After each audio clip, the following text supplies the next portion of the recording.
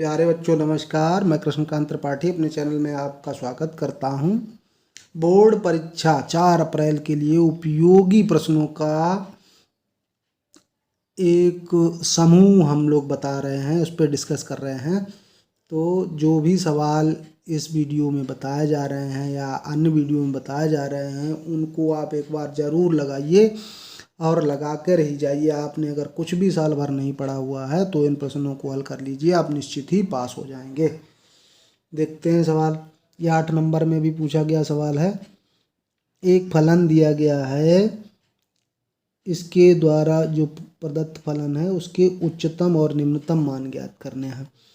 तो याद कर लीजिए, जो भी फलन हमको दिया जाता है f(x) बराबर, उसको हम y के बराबर मान लें या कुछ भी मान लें,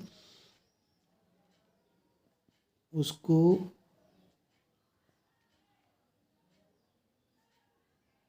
y के बराबर मान लिया।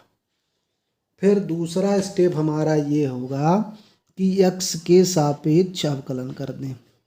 जो भी फलन हमको दिया जाए उसका x के सापेक्ष अवकलन करने पर, अवकलन करने तो y जहाँ पे होगा वहाँ dy/dx लिखा जाएगा। और अवकलन भी अगर आपको नहीं आता है तो समझ लीजिए, जो घात लिखी है उसके पहले जो संख्या लिखी है उनका आपस में गुणा कर दें। 4 तिया 12 और घात को 1 कम कर दें, प्लस इसमें 3 लिखा है, ये भी 12 हो जाएगा। अब 3 लिखी थी घात, 1 कम कर दी, इसमें 2 पहले आएगा तो 12 दूनी 24 और x रह जाएगा। और जिसमें x नहीं लिखा है उसका अवकलन 0 होता है, यानी कांस्टेंट संख्या का अवकलन 0 होता है। फिर उच्चिष्ट या निम्निष्ठ के लिए, उच्चिष्ट या निम्निष्ठ अगर हमको मान ज्ञात करना है उसके लिए dy/dx को 0 रख देते हैं। dy/dx 0, इससे क्या मिल जाएगा हमें? 12x³ plus 12x² minus 24x बराबर 0 मिल जाएगा। तो यहाँ 12x कॉमन दिखाई दे रहा है तो x² बचा, यहाँ x बचा, यहाँ -2 बचा बराबर 0। इसके गुणनखंड कर देते हैं तो 12x 2 के गुणनखंड करें 1 आवे, यानी कि 2 एकम 2, 2x माइनस x माइनस 2 बराबर 0। अब यहाँ पे इन दोनों में x कॉमन, x प्लस क्या बचेगा 2, फिर -1 कॉमन इन दोनों में तो माइनस माइनस प्लस हो जाएगा बराबर 0। अब 12x फिर x प्लस 2 कॉमन ले लिया, बचा क्या x माइनस 1 बराबर 0। अब 12x को अगर 0 करेंगे तो 12 तो 0 हो नहीं सकता, तो x का मान 0, इसको 0 करेंगे तो x बराबर कितना होगा -2 और इसको 0 करेंगे तो x बराबर 1। x के जब मान प्राप्त हो जाएं तो जो dy/dx था उसको समीकरण 1 डाल लें, dy/dx का मान समीकरण 1 उसको डाल लें, उसका पुनः अवकलन कर दें। समीकरण 1 का पुनः x के सापेक्ष अवकलन करने पर, पुनः अवकलन करेंगे तो dy/dx की जगह d2y/dx2 लिखेंगे, क्योंकि द्वितीय अवकलज है ये। ठीक है, अब ये लिखा हुआ है हमारा dy/dx। अब इसको हम 3 इसमें है, पहले आएगा तो 12 में 3 का गुणा, 12 तिया 36, 1 घात कम करेंगे। यहाँ 2 आएगा पहले तो 12 दूनी 24 और 1 घात कम x, और 24 में तो 1 ही घात है तो 24 रह जाएगा सिर्फ। अब इसमें क्या करो, जो हमें x के मान प्राप्त हुए हैं वो रख दो। x बराबर 0 पर d2y/dx2 बराबर कितना हो गया, ये 36 गुणे 0 प्लस 24 गुणे 0 माइनस 24, यानी कि माइनस का 24 आ गया।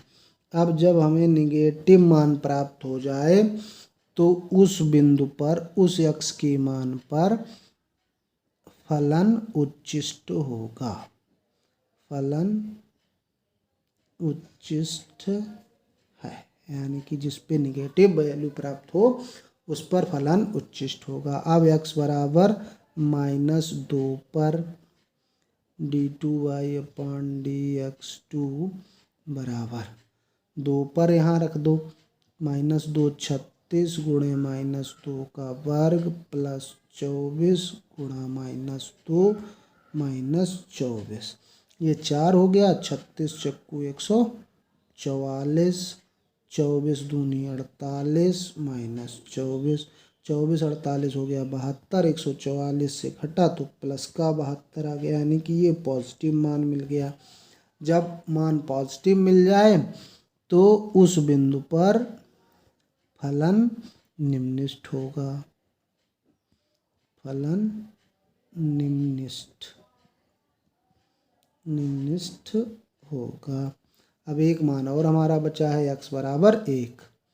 x बराबर 1 पर d2y/dx2, d2y/dx2 क्या था, 36x², तो 36 गुणे 1 का वर्ग प्लस 24x, यानी कि 24 गुणे 1 -24, 24 एकम 24, ये कट जाएगा, 36 एकम 36, ये भी पॉजिटिव हो गया। यानी कि x बराबर 1 पर भी फलन निम्निष्ठ होगा। फलन निम्निष्ठ होगा। तो इस प्रश्न में x बराबर 0 उच्चतम बिंदु है और x बराबर -2 तथा x बराबर 1 ये निम्नतम बिंदु है। अब अगर इनका मान भी पूछा जाता है, लिखा था सवाल में ऊपर कि उच्चतम मान और न्यूनतम मान ज्ञात कीजिए, ये हमारा फलन था। अब हमें x बराबर 0 पर उच्छिष्ट मान प्राप्त हुआ, तो x बराबर 0 रखने पर उच्छिष्ट मान आ जाएगा। उच्छिष्ट मान तो 0 रखेंगे तो 0 का किसी में गुणा करेंगे 0 ही हो जाता है, तो कितना आएगा उच्छिष्ट मान, 12। उच्छिष्ट मान हो गया हमारा 12 हो गया। अब निम्निष्ठ मान, तो x बराबर -2 रखने पर, तो f -2 कितना आ जाएगा, 3 गुणे -2 की घात 4 प्लस 4 गुणे -2 की घात 3 -2 का वर्ग और प्लस 12। अब 2 का 4 बार गुणा करोगे माइनस माइनस तो प्लस का 16 हो जाएगा। 3 बार गुणा करोगे तो माइनस का 8 हो जाएगा और 2 बार गुणा करोगे तो प्लस का 4 हो जाएगा। तो 16 तिया 48, 8 चक्कू 32 और 12 चक्कू 48 प्लस 12, ये 48 प्लस माइनस के कैंसिल, ये चला गया तो ये बचा माइनस का 20। तो एक निम्निष्ठ मान हो गया माइनस का 20। अब x बराबर 1 रखने पर, ये था निम्निष्ठ मान। इस पे भी था ये निम्निष्ठ, f1 3 गुणे 1 की घात 4 प्लस 4 इंटू 1 की घात 3 माइनस 12 1 प्लस 12। 1 की घात चाहे जितनी भी हो 1 ही रहता है, ये कैंसिल, तो निम्निष्ठ मान 2 हो गए 7 और माइनस 20, उच्छिष्ट मान हो गया हमारा 12। तो इस तरह से ये बहुत ही सरल सवाल है, सारे स्टेप याद कर लीजिए, बस इतना ही आता है। धन्यवाद। वीडियो को लाइक करना, चैनल को सब्सक्राइब करना मत भूलना।